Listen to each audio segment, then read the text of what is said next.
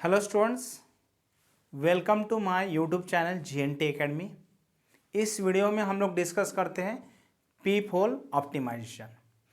ये जो optimisation technique है ये हम लोग फाइनल कोड जनरेशन के बाद में यूज़ करते हैं, बट अगर हम लोग चाहें तो इसको हम लोग 3 address code that is intermediate code generation के बाद भी यूज़ कर सकते हैं। फाइन।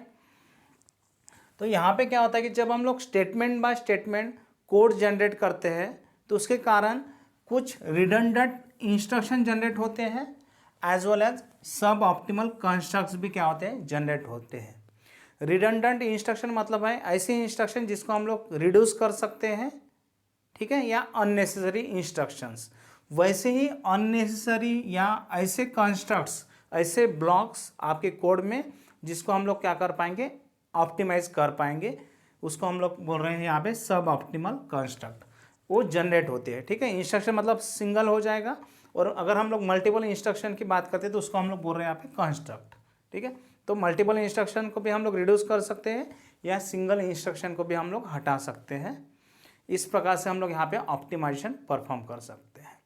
तो पीप होल ऑप्टिमाइजेशन में हम लोग क्या करेंगे, लोकली कोड को, टारगेट कोड को इम्प्रूव करने की कोशिश करेंगे। कैसे इम्प्रूव करेंगे कि हम लोग सीक्वेंस, शॉर्ट सीक्वेंस आइडेंटिफाई करेंगे और उसको क्या करेंगे, फास्टर सीक्वेंस से रिप्लेस करेंगे जहाँ पे भी पॉसिबल है वहाँ पे। फाइन। इस प्रकार से हम लोग क्या करेंगे, पीप होल ऑप्टिमाइजेशन अप्लाई करेंगे। तो इसके लिए हमारे पास में अलग अलग टेक्निक्स है पीप होल ऑप्टिमाइजेशन परफॉर्म करने के लिए। सबसे पहला है हम लोग रिडंडेंट लोड्स एंड स्टोर्स को एलिमिनेट करेंगे। मल्टीपल जेम्स को एलिमिनेट करने की कोशिश करेंगे हम लोग। अनरीचेबल कोड है उसको एलिमिनेट करने की कोशिश करेंगे, या अलजेब्रिक सिंप्लीफिकेशन करेंगे, या हम लोग स्ट्रेंथ का यूज़ करेंगे, उस मशीन के स्ट्रेंथ का यूज़ करेंगे, वो हम लोग देखते हैं। As well as machine idioms का भी यूज़ करेंगे जो अवेलेबल है वो पर्टिकुलर मशीन आर्किटेक्चर के लिए। ठीक है, तो मशीन इडियम्स जब हम लोग यूज़ करेंगे तो ये मशीन आर्किटेक्चर का नॉलेज हमें पता होना जरूरी रहेगा उस केस में, या मशीन के बारे में नॉलेज होना, उसके आर्किटेक्चर, उसके ऑर्गेनाइजेशन के बारे में पता होना जरूरी रहेगा, तभी हम लोग मशीन इडियम्स का यूज़ कर पाएंगे। तो ये सभी पॉइंट्स को हम लोग वन बाय। तो पीप होल ऑप्टिमाइजेशन में पहला ऑप्टिमाइजेशन है elimination of redundant loads and stores. ठीक है, यहाँ पे देखिए ये इंस्ट्रक्शन है move R comma A. R is a register, register की वैल्यू हमने कहाँ पे मूव कर ली, मेमोरी लोकेशन ए पे, और उसके बाद हम लोग ये दूसरा इंस्ट्रक्शन लिख रहे हैं, बराबर है। बट ये इंस्ट्रक्शन अगर आप ऑब्जर्व करोगे तो इससे पता चलेगा कि जो वैल्यू आर में है वही ए में भी है, तो हमें फिर से ए की वैल्यू आर में मूव करने की ज़रूरत नहीं है। इस केस में हम लोग क्या कर सकते हैं, इस इंस्ट्रक्शन को रिमूव कर सकते हैं, एलिमिनेट कर सकते हैं, बराबर है। बट अगर ये इंस्ट्रक्शन लेबल्ड इंस्ट्रक्शन है तो उस केस में हम लोग इसको क्या नहीं कर पाएंगे, एलिमिनेट नहीं कर पाएंगे। क्यों? क्योंकि कंट्रोल जो है डायरेक्टली L1 पे आ सकता है, उस केस में ये इंस्ट्रक्शन क्या नहीं होगा, एग्जीक्यूट नहीं हुआ होगा। फाइन। तो अगर ये लेबल्ड इंस्ट्रक्शन है तो हम लोग इसको रिमूव नहीं कर सकते हैं, बट अगर अनलेबल्ड इंस्ट्रक्शन है तो हम लोग इसको क्या कर सकते हैं, रिमूव कर सकते हैं। फाइन। नेक्स्ट है एलिमिनेटिंग मल्टीपल जंप्स। तो यहाँ पे ऑब्जर्व करो आप कि एक इंस्ट्रक्शन है जो कह रहा है कि गो टू L1, L1 पे जाओ, और L1 पे आने के बाद यहाँ पे बोला जा रहा है गो टू L2, बराबर है। तो हमारा कंट्रोल L1 पे आएगा और L1 से कहाँ जाएगा, L2 पे जाएगा। इस केस में हम लोग इसको सिंपली ऐसे रिप्लेस कर सकते हैं, गो टू L2 कह सकते हैं डायरेक्टली, बराबर। और ये वाला इंस्ट्रक्शन एज इट इज रहेगा, गो टू L2, बराबर। तो यहाँ पे हमें L1 पे जाके L2 पे जाने की जरूरत नहीं, डायरेक्टली हम लोग कहाँ पे जंप करेंगे, L2 पे जंप करेंगे। फाइन। और इस केस में भी आप चाहे तो इस इंस्ट्रक्शन को रिमूव कर सकते हो, एलिमिनेट कर सकते हो, बट उसके लिए 2 कंडीशन सेटिस्फाई होनी चाहिए कि आपके पूरे प्रोग्राम में कहीं पे भी L1 पे जंप नहीं होना चाहिए, कहीं पे भी ऐसा लिखा नहीं होना चाहिए गो टू L1। ठीक है, एक पहली कंडीशन। और दूसरी कंडीशन है कि इसके पहले का जो इंस्ट्रक्शन है वो क्या होना चाहिए, जंप होना चाहिए, वो भी अनकंडीशनल जंप। कौन सा जंप होना चाहिए यहाँ पे, अनकंडीशनल गो टू होना चाहिए यहाँ पे, ठीक है। अगर यहाँ पे अनकंडीशनल गो टू है विदाउट एनी कंडीशन, अगर हम लोग यहाँ से जंप कर रहे हैं तो उस केस में क्या नहीं करेंगे, हम लोग यहाँ पे कभी पहुँचेंगे ही नहीं, बराबर है। तो ये दो कंडीशन अगर सेटिस्फाई होती है तो हम लोग इसको हटा सकते हैं, अदरवाइज हमें इसको रहने देना पड़ेगा।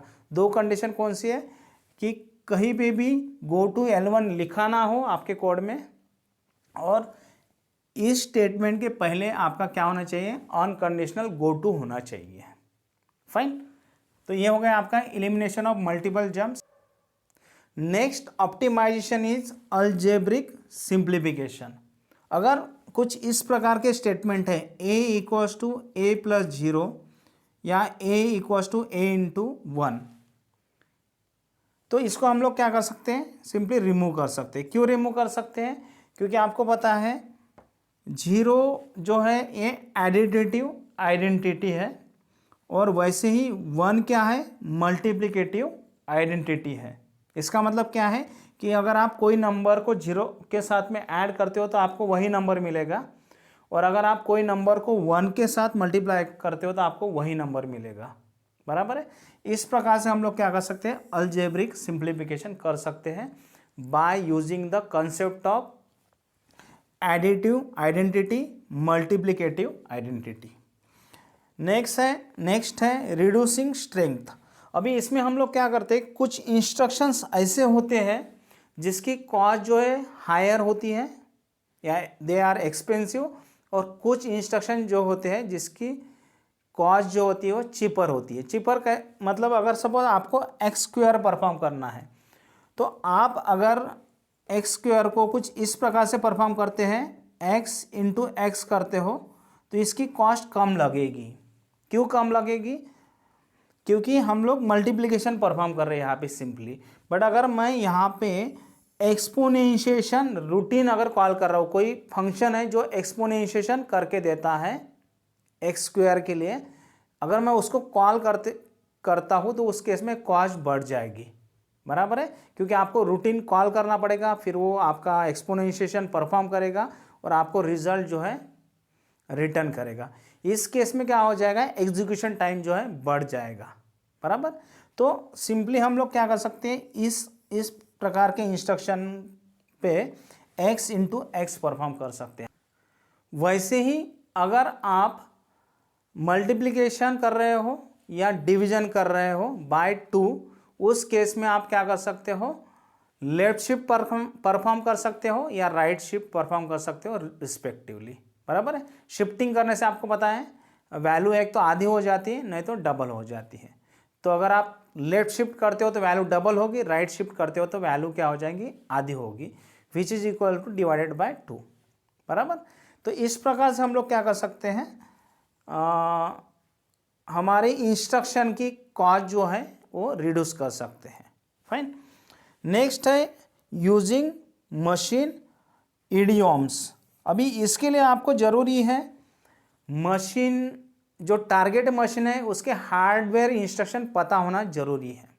फॉर एग्जांपल अगर हमें a equals to a plus 1 करना है, तो एक तो हम लोग इस इंस्ट्रक्शन को यूज़ कर सकते हो, या बहुत सारे मशीन्स में क्या होता है, ऑटो इंक्रीमेंट और ऑटो डिक्रीमेंट की फैसिलिटी होती है, तो उसको हम लोग यूज़ कर सकते हैं to increase the value of a by 1, ठीक है। तो ये इंस्ट्रक्शन ना परफॉर्म करते हुए हम लोग ऑटो इंक्रीमेंट परफॉर्म करेंगे तो a की वैल्यू 1 से इंक्रीज हो जाएंगी।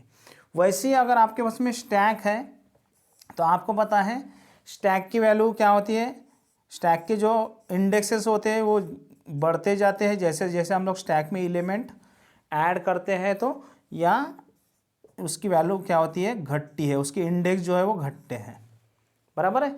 और वो जो बढ़ते हैं वो 1 से बढ़ते हैं, और जो डिक्रीज भी होते हैं तो 1 से डिक्रीज होते हैं। तो बेटर है इस केस में आप क्या करो, ऑटो इंक्रीमेंट या ऑटो डिक्रीमेंट क्या कर सकते हो, यूज़ कर सकते हो to perform the stack operation. Fine, and next is elimination of unreachable code. ऐसा कोड जो अनरीचेबल है, अभी कौन सा कोड अनरीचेबल हो सकता है? फॉर एग्जाम्पल एक इंस्ट्रक्शन है गो टू L1 और यहाँ पे हमने लिख दिया L1 और यहाँ पे L1 का कोड है और इसके बाद कुछ इंस्ट्रक्शन है, तो ये इंस्ट्रक्शन क्या हो जाएंगे? अनरीचेबल इंस्ट्रक्शन होंगे। क्यों? ये इंस्ट्रक्शन कौन सी इंस्ट्रक्शन होंगे? अनरीचेबल। क्यों? क्योंकि ये इंस्ट्रक्शन पे हम लोग कहीं कभी पहुंच ही नहीं पाओगे, क्योंकि जब आप यहाँ पे आओगे इस स्टेटमेंट पे, तो ये स्टेटमेंट क्या कहता है? अनकंडीशनली बोलता है कि L1 पे चले जाओ, बराबर है। तो ये स्टेटमेंट कभी भी क्या नहीं होंगे? एग्जीक्यूट नहीं होंगे। तो इस प्रकार के स्टेटमेंट को क्या कहा जाता है?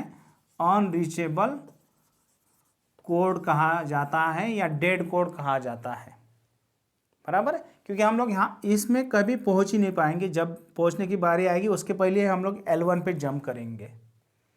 तो इस प्रकार के कोड को इलिमिनेट करना is called as the elimination of unreachable code. Fine. तो इस प्रकार से हम लोग क्या कर सकते हैं? पीप होल ऑप्टिमाइजेशन जो है परफॉर्म कर सकते हैं। टारगेट कोड जनरेट करने के बाद कर सकते हैं या इंटरमीडिएट कोड जनरेट करने के बाद भी हम लोग क्या कर सकते हैं? पीप होल ऑप्टिमाइजेशन परफॉर्म कर सकते हैं। अगर आपको वीडियो अच्छा लगा है तो वीडियो को लाइक और शेयर करें, मेरे चैनल को सब्सक्राइब करें। मिलते हैं नेक्स्ट वीडियो में।